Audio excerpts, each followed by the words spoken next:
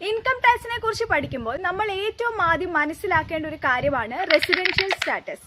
കാരണം 3 തരത്തിലാണ് ഇൻകം ടാക്സിൽ ഒരു വ്യക്തിയെ തരംതിരിക്കുന്നത്. 1 resident and ordinary resident, 2 resident but not ordinary resident, 3 non resident.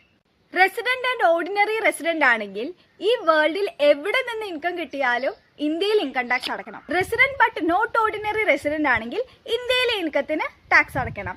ഇനി ഇന്ത്യക്ക് പുറത്തു നിന്നുള്ള ഇൻകം ഇന്ത്യയിൽ കൺട്രോൾ ഉള്ള ബിസിനസ്സിൽ നിന്നോ അല്ലെങ്കിൽ ഇന്ത്യയിൽ സെറ്റപ്പ് ചെയ്ത പ്രൊഫഷനിൽ നിന്നും റിലേറ്റഡ് ആയി കിട്ടുന്ന ഇൻകം ആണെങ്കിൽ മാത്രം ഇന്ത്യയിൽ ഇൻകം ടാക്സ് അടച്ചാൽ മതി.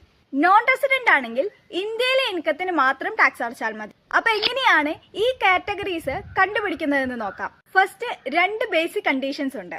1 പ്രീവിയസ് ഇയറിൽ 182 ദിവസമോ അതിൽ കൂടുതലോ ഇന്ത്യയിൽ ഉണ്ടായിരിക്കണം. 2 പ്രീവിയസ് ഇയറിൽ 60 ദിവസമോ അതിൽ കൂടുതലോ, അതോടൊപ്പം തന്നെ റെലവന്റ് പ്രീവിയസ് ഇയറിന് തൊട്ട് മുന്നുള്ള 4 വർഷത്തിൽ 365 ദിവസമോ അതിൽ കൂടുതലോ ഇന്ത്യയിൽ ഉണ്ടായിരിക്കണം. ഇതിൽ ഒന്നുപോലും സാറ്റിസ്ഫൈ ചെയ്തില്ലെങ്കിൽ നോൺ റെസിഡന്റ് എന്ന കാറ്റഗറി, അല്ലെങ്കിൽ റെസിഡന്റ് എന്ന കാറ്റഗറി.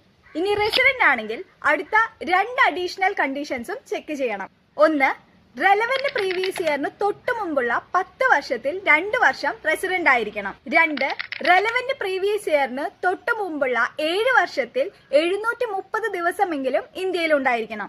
ഇത് രണ്ടും സാറ്റിസ്ഫൈ ചെയ്താൽ റെസിഡന്റ് ആൻഡ് ഓർഡിനറി റെസിഡന്റ് ആവും, ഇല്ലെങ്കിൽ resident but not ordinary resident ആവും.